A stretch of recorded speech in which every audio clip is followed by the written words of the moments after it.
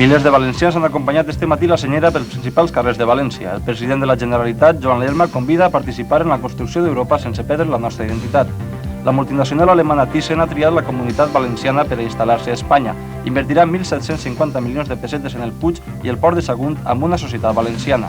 La pel·lícula turca La Niebla i la jugoslava Punto de Encuentro guanyen la Palmera d'Or en la mostra de cinema del Mediterrani que avui es clausura a València. A les 12 de la nit comença la campanya per a les eleccions generals del 29 d'octubre. La Comunitat Valenciana elegirà 31 diputats i 16 senadors. Hola, bona nit. El president de la Generalitat, Joan Lerma, ha pronunciat avui el tradicional discurs del 9 d'octubre, Dia de la Comunitat Valenciana. El president ha convocat els ciutadans per a obtindre un creixement de la riquesa i de l'ocupació en el marc de la unitat europea. Lerma ha afegit que el panorama és esplèndid i que fan falta homes i dones emprenedors. Fer de la Comunitat Valenciana una de les regions més avançades d'Europa ha sigut el principal missatge del discurs pronunciat pel president de la Generalitat, Joan Lerma, en la commemoració del 9 d'octubre. El nostre objectiu és cooperar en la construcció d'Europa, estar presents i participar en pla d'igualtat amb altres pobles sense perdre la nostra identitat. Lerma ha demanat un ambient cultural obert, però que no oblida les nostres peculiaritats. I necessitem, finalment, homes i dones emprenedors, convençuts que el panorama que s'obri davant nostre, a pesar de les innegables dificultats, es presenta esplèndid. El president de la Generalitat ha dit que mantindrà una actitud ferma per no frustrar les esperances dels valencians i ha reclamat la col·laboració de l'Estat. Hem fet simbòlicament 750 anys de vida política en convivència. Com a civilització en tenim molts més. Lerma ha demanat als valencians que no tinguin por del futur i prenguen la iniciativa en el treball per la justícia i el progrés. La ciutat d'Alacant ha rebut l'alta distinció de la Generalitat quan es complix el 15 centenari de la seva fundació. També han estat guardonats els escriptors Vicent Andrés Estellés i Vicenta Aguilera Cerní i la gimnasta Maisa Lloret. El 1990 Alacant complirà els 500 anys del seu naixement com a ciutat. Per aquest motiu, la Generalitat li ha concedit avui la més alta distinció. El seu alcalde, José Luis La Saleta, ha recollit la medalla en representació dels ciutadans alacantins. En l'acte que s'ha celebrat en el Saló de Corts del Palau de la Generalitat també s'ha entregat el Premi de les Lletres Valencianes. L'escriptor i crític d'art Vicente Aguilera Cerní ha sigut el guardonat. La gimnasta olímpica de la Vila Joiosa, Maisa Lloret, ha rebut la medalla d'or al mèrit esportiu.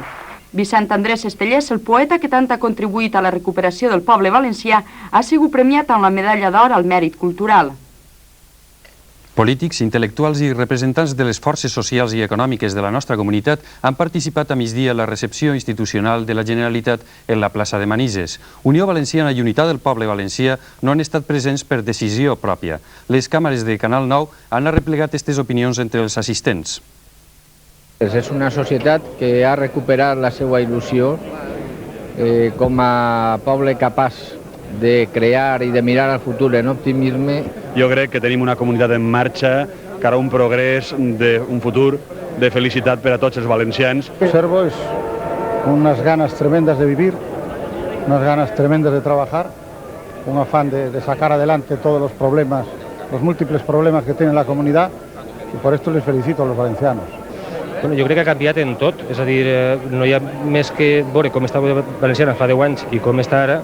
La evolución de la Comunidad Valenciana en los últimos 10 años es lógicamente positiva en la concepción del autogobierno, en el ejercicio del autogobierno y en la conciencia del pueblo diferenciado y con personalidad y cultura propias. El avance producido en la comunidad como consecuencia de esta nueva situación política creemos que ha sido espectacular. El nostre autogovern, jo crec que això ha sigut la conquista més important.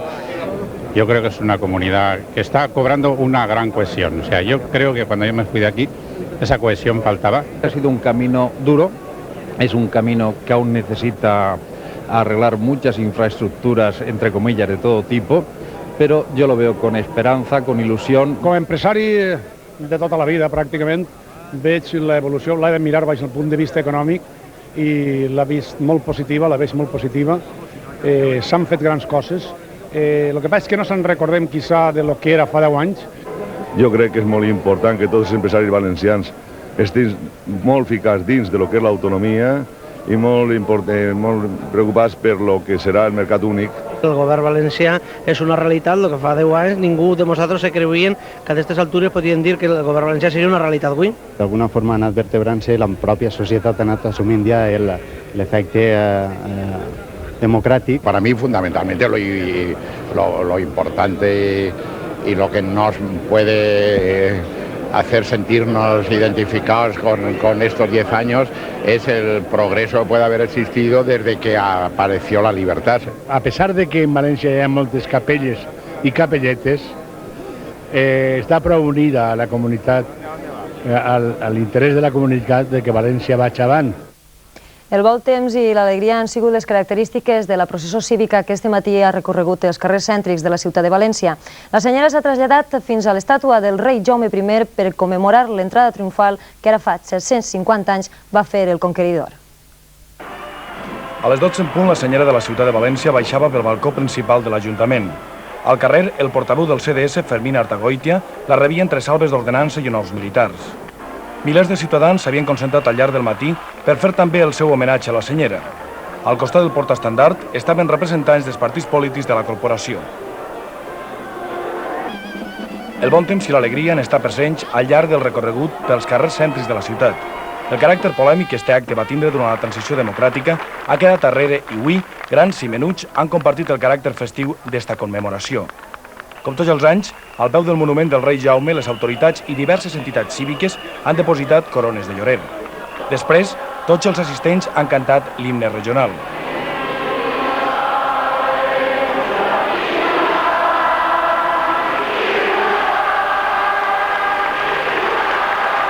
A la plaça d'Alfons el Magnànim també hi havia veïns dels serrans que demanaven en les pancartes una comarca sense residus radioactius. En acabant, es van concentrar al Palau de la Generalitat. Un poc més tard, de la 1 de la vesprada, la senyora entrava novament a l'Ajuntament. En l'arxiu municipal quedarà custodiada fins al pròxim 9 d'octubre.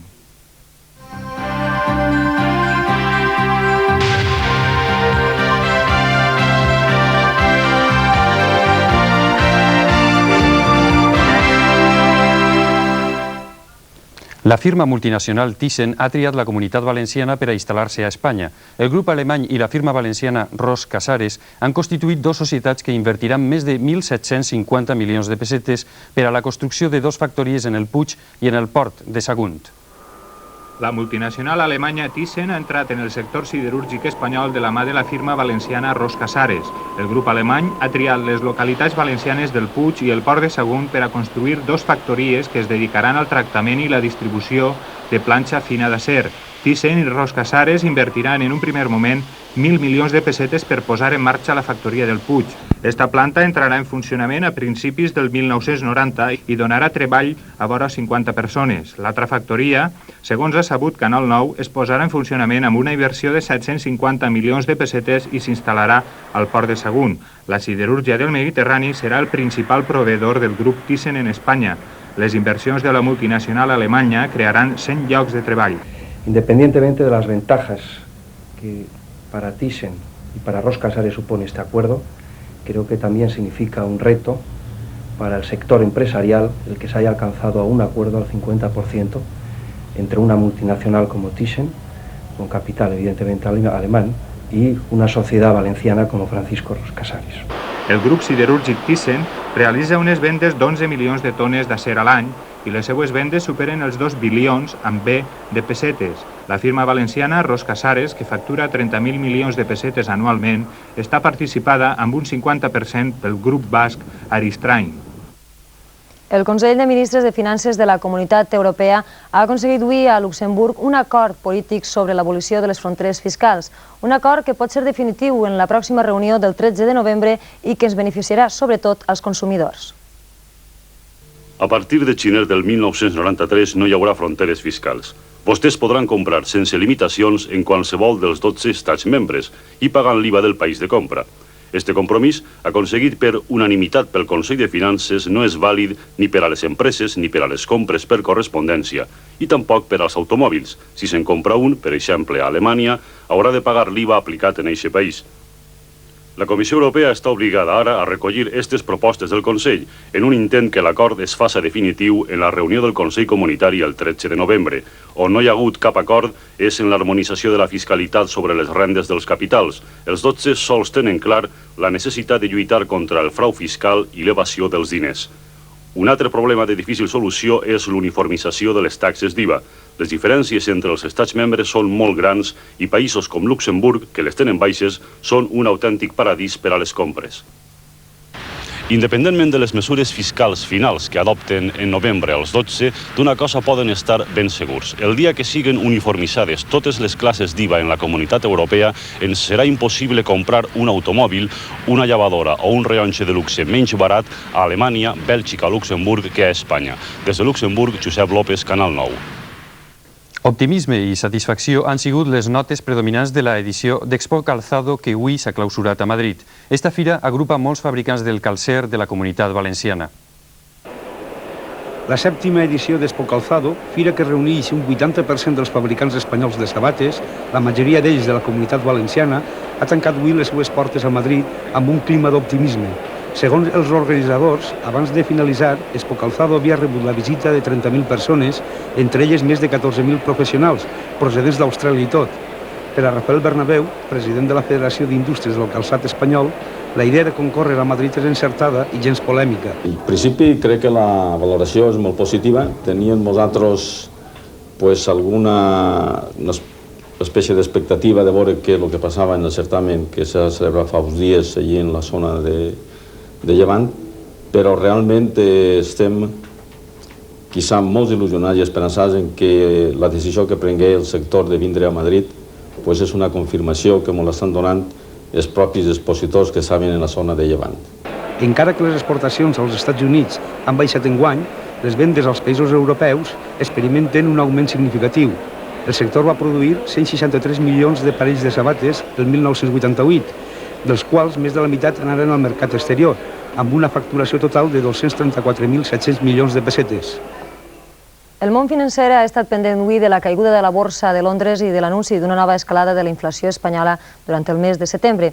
La lliura esterlina ha cotitzat avui per davall dels 3 marcs alemanys i l'índex del Financial Times ha perdut més de 34 punts. Tot això a causa d'una pujada de l'interès del diners fins al 15%, el més alt des de feia 8 anys.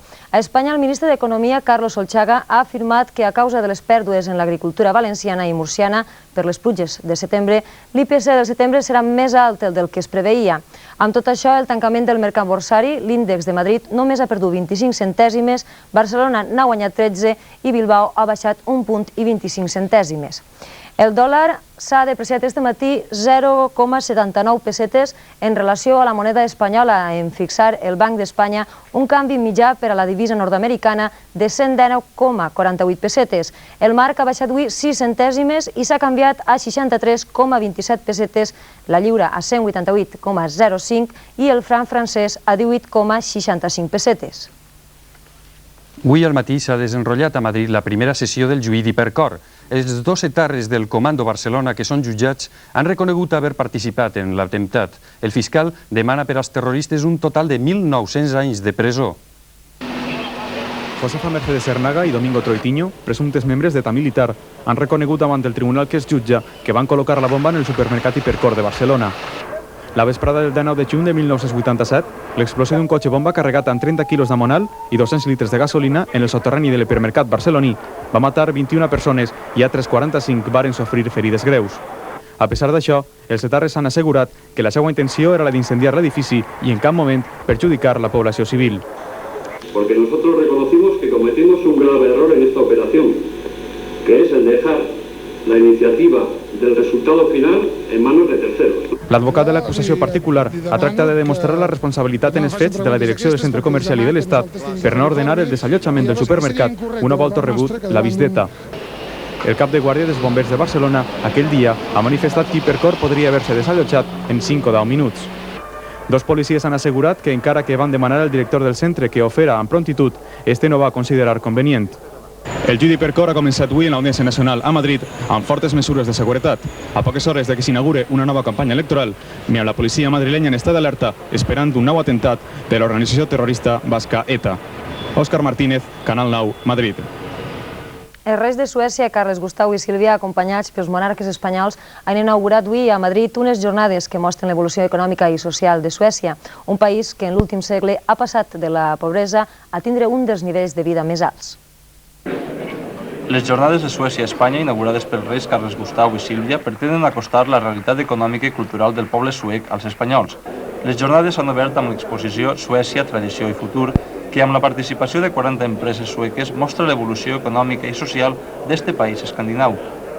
Els reis de Suècia, acompanyats per monarques espanyols, han visitat també una mostra de l'art viking amb peces procedents dels museus d'Estocolm i Visby.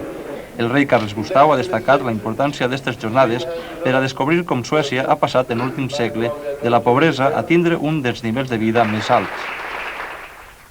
El nou ambaixador d'Estats Units a Espanya, Josep Chapala, ha declarat avui a Madrid que tractarà de reforçar les excel·lents relacions entre els dos països. La designació de Chapala ha sigut molt criticada perquè l'únic mèrit que se li reconeix és el d'haver ajudat el president Bush en la seva campanya electoral. Chapala ha arribat este matí a Madrid i està previst que el pròxim dia 16 presenten les seues credencials.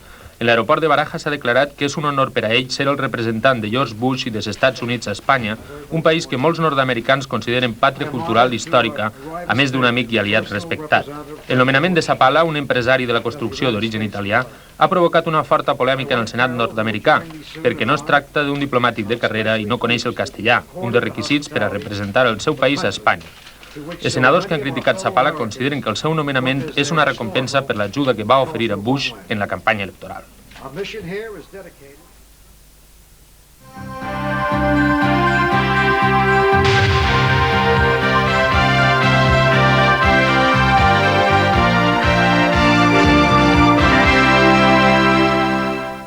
Avui s'ha clausurat a Roma la 35a Assemblea Anual de l'Aliança Atlàntica, que ha tingut lloc en la seu del Parlament italià.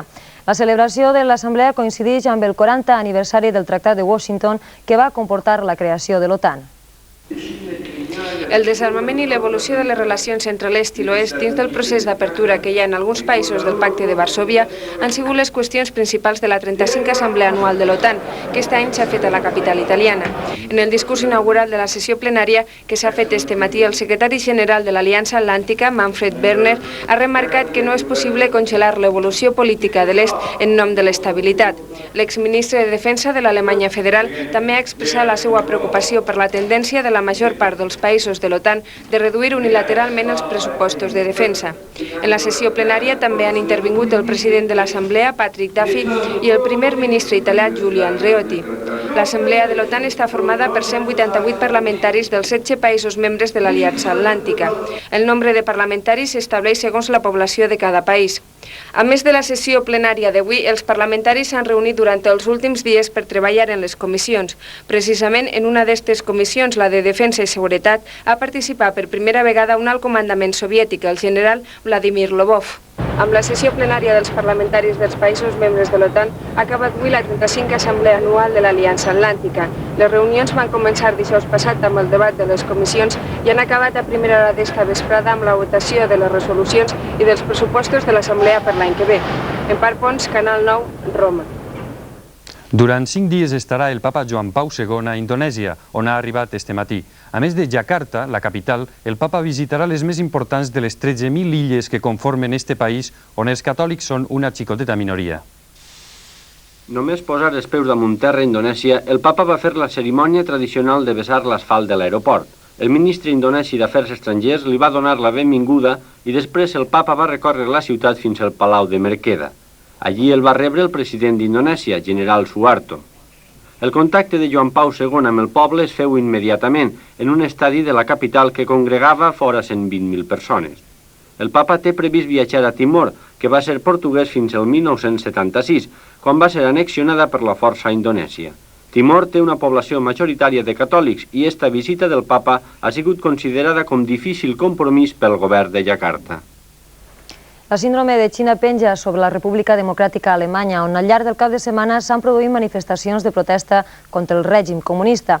L'aport de l'oposició organitzada és que el govern reaccioni amb la repressió violenta. Ahir, milers de joves van ser colpejats per la policia a Berlín Est. Uns 5.000 joves cridaven volent llibertat i no violència. La policia, equipada amb porres i escuts, els mantenia atrapats en un carrer prop de l'església de Getsemaní. Demanaven l'alliberament dels detinguts en altres manifestacions en algunes ciutats de l'Alemanya de l'Est. La protesta s'ha generalitzat precisament quan es commemora el 40 aniversari de la República Democràtica Alemanya i en plena visita de Mikhail Gorbachev a Berlín. El Fòrum Democràtic, l'organització més forta oposada al règim comunista, ha declarat que es corre el perill d'una radicalització repressiva del govern. Al mateix temps, centenars de refugiats han tornat a omplir l'ambaixada de la República Federal a Praga. La partida de pilota valenciana de Vinalesa i els diners de la quiniela conformen l'actualitat esportiva d'avui. Ens amplia informació la nostra companya Maria Dolors Banyon. Hola, bona nit. La quiniela d'esta jornada no ha fet milionaris. Els 44 encertants del ple s'emportaran vora 1.700.000 pessetes. Els 73 que han perdut de 14 cobraran poc més d'1,5 milió. Els de 13, unes 67.000 pessetes. I els de 12 hauran de conformar-se amb 6.000. Esta setmana la recaptació ha sigut de 744 milions de pessetes. 8 de vesprada s'ha jugat a Vinalesa una partida de galotja amb motiu del 9 d'octubre. Núñez, la jove revelació d'enguany, ha tornat a demostrar les seues qualitats. Ha guanyat en companyia de Serrano i Alsina al trio professional compost per Pujol, Sarasol II i Pepet. Núñez continua la seva carrera d'èxits en la galotxa. Esta vesprada, Vinalesa ha jugat en companyia de Serrano i Alsina contra Pujol, Sarasol II i Pepet i ha guanyat per 2 jocs en una partida molt emocionant que s'ha resolt en els últims moments. La potència de la seva esquerra i la facilitat a l'hora de fer el vot han sigut decisives. Serrano i Alsina han jugat també amb intenció i han fet molts 15. Ara es parla de la possibilitat de fer altres desafius. Núñez està de moda. En el sorteig de la Bonoloto d'avui dilluns ha resultat guanyadora la combinació formada pels següents números: el 5, el 14, el 23, el 27, el 42, 46 i el 15 com a número complementari. En l'escrutini del sorteig han aparegut 2 màxims encertants que cobraran 12 milions de pessetes cada un. Els de 5 encerts més el complementari cobraran un poc més de 4 milions i mig de pessetes. Els encertants de 5 rebran un premi de 120.000 pessetes, els de 4 vora 3.000 pessetes i els de 3 259 pessetes.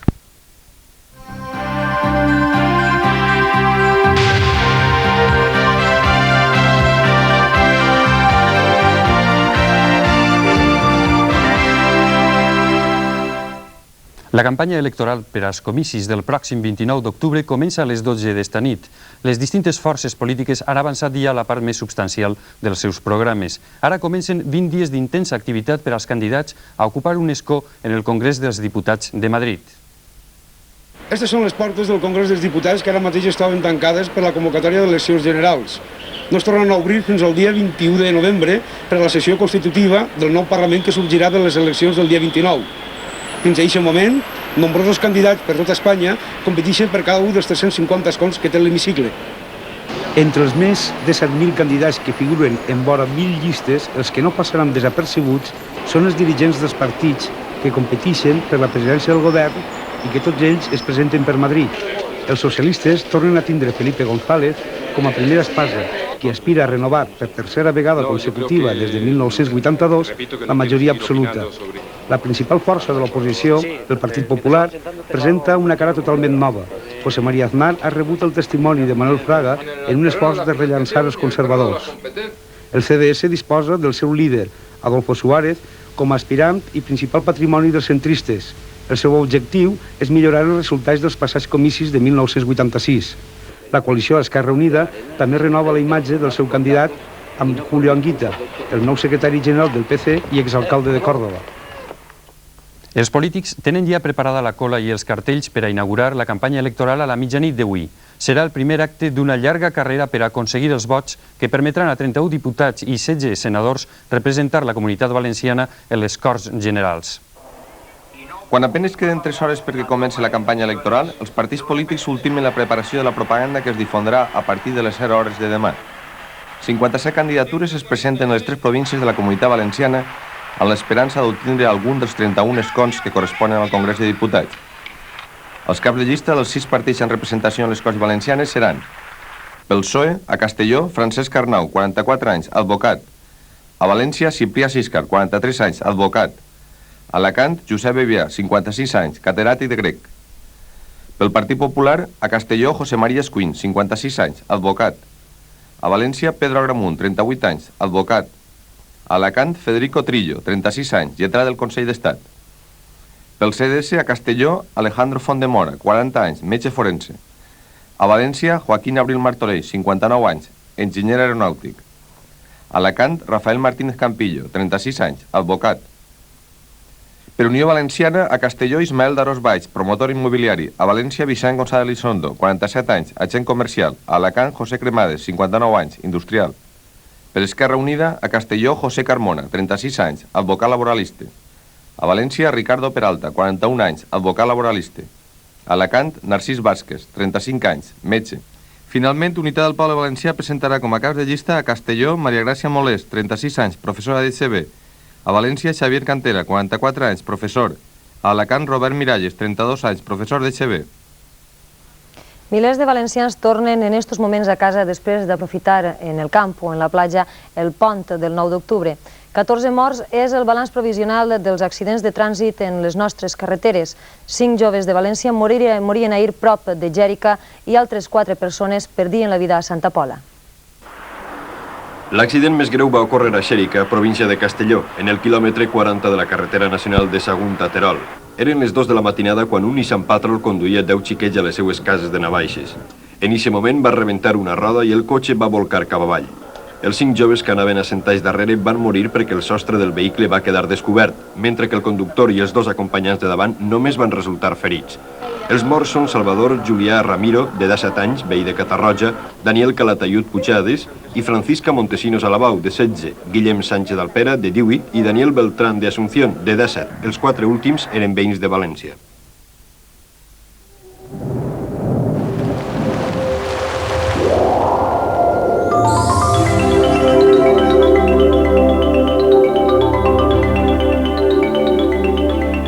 Bona nit. Avui ha lluït el sol i per sort ha mainat la força del vent que vam tindre ahir. El bon oratge que hem tingut ha servit no sols per a disfrutar un dia de festa, tant en la platja com en la muntanya, sinó que els més faeners s'han llançat al camp i han emprès faenes agrícoles característiques d'esta època de l'any. La crema de rastrois de l'arròs, l'encetament de la campanya citrícola o la collita del raïm.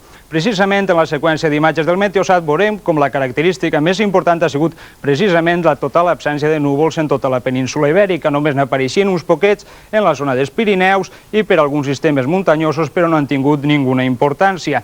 També cal destacar que continua present ixa forta borrasca situada en Itàlia, la circulació de la qual, en este sentit, ha fet precisament que, junt a la presència de l'anticicló, entrara ixe vent del nord, un vent fresquet i que ahir, com comentàvem, va ser prou fort, aplegant a registrar ratxes de quasi 70 km per hora. Avui pel matí ja bufava més suau, ratxes de 20 a 30 km per hora i en aquests moments encara està prou més suau. Per a demà continuarem en eixa entrada de vent del nord. Ara bé, serà una entrada més suau i ha sigut precisament eixe vent del nord el que ha fet que les temperatures mínimes hagin sigut molt suaus, tal com comprovarem en les dades que ens han subministrat la Conselleria d'Agricultura i l'Institut Nacional de Meteorologia. Destaca com a temperatura baixa els 6 graus que han tingut tant a Morella com a Vilafranca. També han sigut molt baixos els 7 graus de Villena i els 8 graus d'Ademús. En les comarques de l'interior s'han situat les temperatures mínimes al voltant dels 10 o 11 graus. Així destaquem els 11 graus que han tingut a Gelba, els 11 graus que han tingut a Jalance i els 12 graus que han tingut a Pego. Vora la costa les temperatures mínimes han sigut una miqueta més altes. Així tenim 15 graus en Orihuela i en les capitals valencianes 15 graus en Castelló, 16 en València i 14 en Alacant. Les temperatures màximes també han sigut prou suaus, però això sí, en les comarques interiors i muntanyoses de nou han sigut prou baixes. Així hem tingut 19 graus en Ademús i també una temperatura molt baixa, igual que antes, en Vilafranca i Morella, on s'han situat en 15 graus. En la resta de la Comunitat Valenciana les temperatures màximes s'han situat entre els 23 i els 26 graus. Nomenem així les que han tingut en les capitals: 25 graus en Castelló, 26 en València, 25 en Alacant i també 25 en Orihuela. I demà, com comentàvem, continuarem en eixa entrada de vent del nord. Veurem en el mapa isobàric previst com, per una banda, tenim de nou l'anticicló fortament centrat en el mar Atlàntic i la borrasca, una borrasca que es troba més desplaçada, de forma que eixa entrada de vent del nord serà més suau, principalment per matí i en les comarques del nord.